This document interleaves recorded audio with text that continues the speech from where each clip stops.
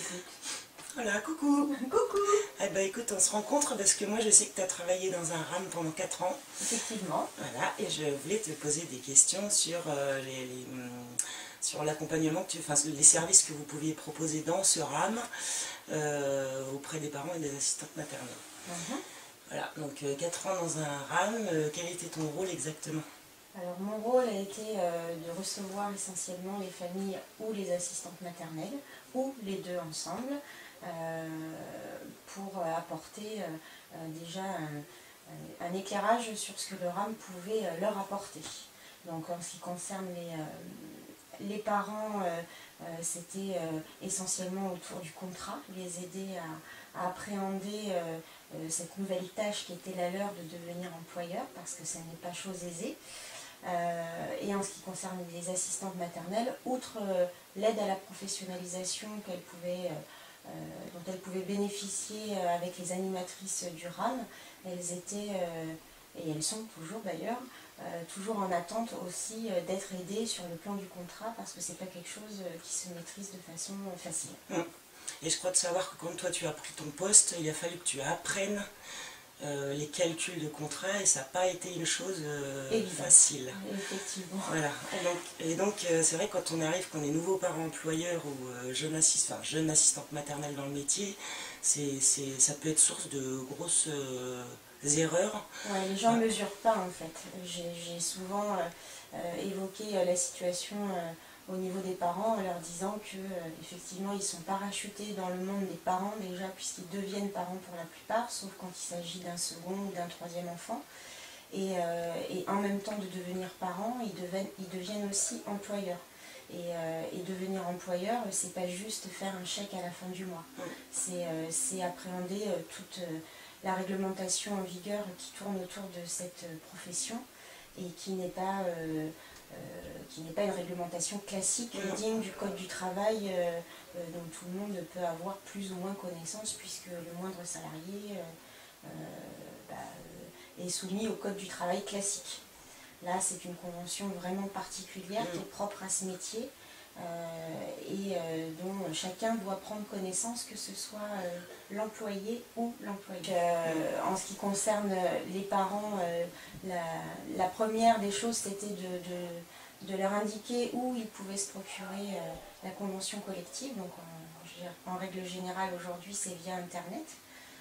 Et que même si ce n'est pas un livre de chevet facile à entretenir, il convient de la lire de A à Z, parce que sans tout retenir, ça permet de se souvenir qu'ils ont vu ou lu certaines clauses à laquelle ils peuvent se raccrocher tout au long de leur contrat quand ils sont face à une situation. Les assistantes maternelles, malgré que ce soit la convention qui gère leur profession, la méconnaissent aussi de façon assez classique. Mais effectivement, le RAM est là pour rappeler de façon constante toutes ces choses auxquelles il faut penser, puisque le contrat est loin d'être simple à rédiger, puisqu'il faut l'anticiper et le penser véritablement en amont, quoi. Et moi j'ai gardé en tête que chaque contrat en plus est très différent, et que même si on est au point sur l'idée générale d'un contrat, à chaque nouvelle signature de contrat, il faut se renseigner, il faut se... Oui. Il ne faut pas hésiter à aller, que ce soit dans les RAM ou même dans les associations qui existent pour aider les parents à devenir employeurs. S'ils ne se sentent pas de rédiger eux-mêmes leur contrat, il ne faut pas hésiter à se faire accompagner, parce que c'est relativement complexe. Entre l'année complète, l'année incomplète, selon quand démarre le contrat, comment sont décidés les congés, il n'y a rien d'évident, et pour éviter de se retrouver face à une situation ingérable, que ce soit sur le plan financier ou sur le plan pratico-pratique de la garde en elle-même, il faut anticiper, c'est vraiment le mot d'ordre à retenir. Alors il faut quand même indiquer que le RAM, il a juste un rôle de conseil, et qu'en aucun cas un personnel de RAM va intervenir dans les calculs, dans l'accompagnement à la signature. Ça non, ça va. Voilà. Ça appartient vraiment à l'employeur et l'employé entre eux. il y a vraiment un rôle essentiel effectivement d'accompagnement à la compréhension des choses, aux formules de calcul, mais pas avec les vrais chiffres.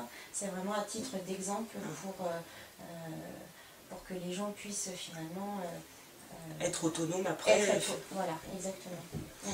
Alors il y a un truc que moi j'ai bien aimé, que vous faisiez dans votre rame, c'était la procédure que vous aviez décidé de mettre en place avec l'idée des 2 rencontres, enfin ce que vous proposiez, vous... On propose donc essentiellement sur rendez-vous l'accueil du parent qui est à la recherche d'une assistante maternelle, donc pour lui donner la liste, lui expliquer qu'il y a effectivement toute une réglementation à respecter, qu'il faut penser les choses un petit peu avant même d'appeler une assistante maternelle, parce que dans le cadre de la recherche, il faut savoir déjà un petit peu combien de semaines de congé on compte prendre, à peu près à quelle période, pour voir si ça va se caler avec les pratiques de l'assistante maternelle qui en général accueille d'autres enfants, donc il faut que tout puisse s'imbriquer l'un dans l'autre en fait. Et donc on évoque lors de ce premier rendez-vous, lors de la remise de la liste, déjà les grandes lignes directrices du contrat, pour que le parent se rende compte que c'est peut-être pas si simple que ça en a l'air.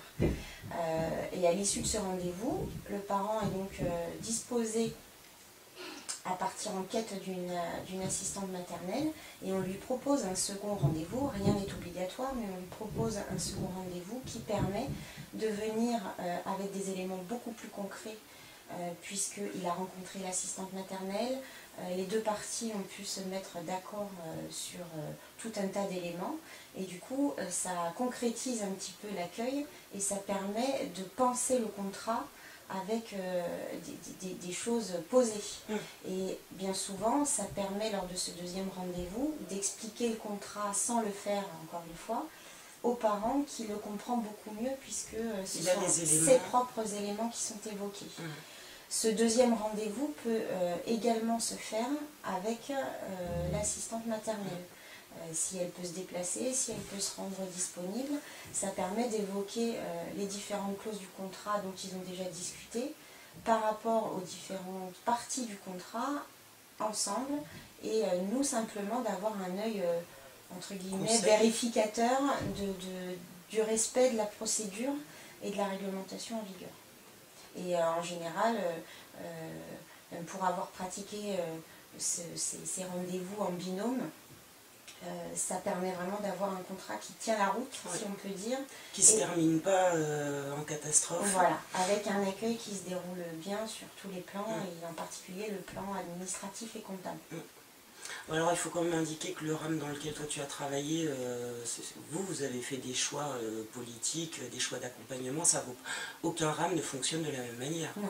Chacun développe ses compétences, et chacun fait en fonction du personnel dont il dispose. Exactement, nous on avait l'avantage d'être un rame relativement riche en nombre de personnel, que ce soit sur le volet animation ou sur le plan de l'accueil du public. Donc on était prédisposés à pouvoir renseigner de façon assez régulière, à donner des rendez-vous sur un temps plein de semaines. Et en parallèle, voilà, moi pour donner conseil aux gens, j'assistais à des veilles juridiques.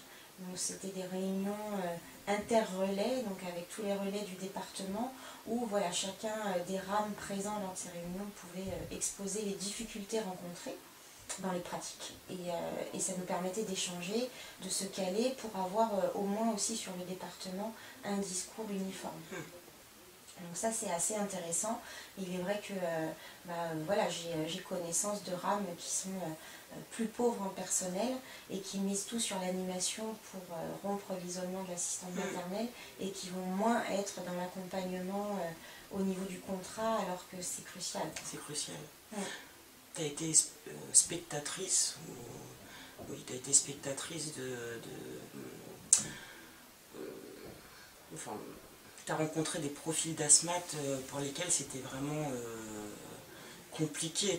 Concrètement, tu as quand même rencontré des professionnels qui étaient vraiment en difficulté, ou qui cumulaient les... Lors des rendez-vous, les assistantes maternelles qui se déplacent, ce sont celles qui veulent bien faire, qui ont peur de mal faire, qui veulent un contrat qui tient la route et qui ne veulent pas être embêtés. Voilà, parce que l'accueil peut très bien se passer au niveau de l'enfant et les difficultés peuvent émerger à cause du contrat parce qu'il est mal établi. Donc il y a quand même beaucoup d'assistantes maternelles qui sont soucieuses de ça. En revanche, pour avoir mené des réunions d'information sur les nouvelles assistantes maternelles agréées, le but de ces rencontres était de recevoir les nouvelles agréées dont la liste nous avait été transmise par le département. Et voilà, on leur montrait un peu ce qu'on avait à leur proposer en matière d'animation, sur notre fonctionnement, mais aussi j'attachais une importance particulière à faire un rappel sur le déroulé du contrat et surtout les clauses du contrat, comment elles étaient pensées, comment elles étaient calculées, comment elles étaient écrites.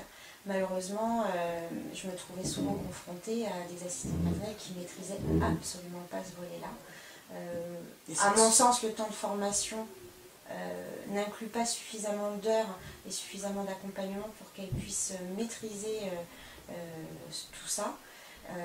Et en plus de ces éléments-là, effectivement, il y a certaines assistantes maternelles qui maîtrisent déjà pas forcément la langue et du coup l'échange avec le parent et encore moins du coup le fait de remplir un papier administratif qui va générer le fruit de leur travail et à savoir leur salaire. Donc c'est parfois très compliqué. Et c'est pas forcément les assistantes maternelles qui auraient besoin de cet accompagnement que vous offriez ou qui a besoin d'aide qui va forcément toquer à la porte du RAM. Exactement. Elles sont en difficulté et du coup elles vont pas aller chercher à être aidées parce qu'elles ont déjà une barrière devant elles et elles n'osent pas la pousser, quoi. Donc on peut leur dire oser, parce que c'est Oui. quand même le RAM est quand même un service qui accompagne l'assistante maternelle. Le RAM est là pour proposer, il n'y a rien d'obligatoire quand on est assistante maternelle de fréquenter un RAM. Il y a des assistantes maternelles qui fonctionnent absolument toute leur carrière de A à Z sans du tout fréquenter le RAM, ni pour les animations, ni pour le conseil, ni pour quoi que ce soit. Mais il faut savoir que c'est effectivement un service qui leur est totalement proposé gratuitement et que du coup quand on a des questionnements sur n'importe quel plan que ce soit, le RAM est là pour y répondre et quand il n'a pas la réponse, il réoriente vers des instances compétentes. Donc il faut savoir s'en saisir.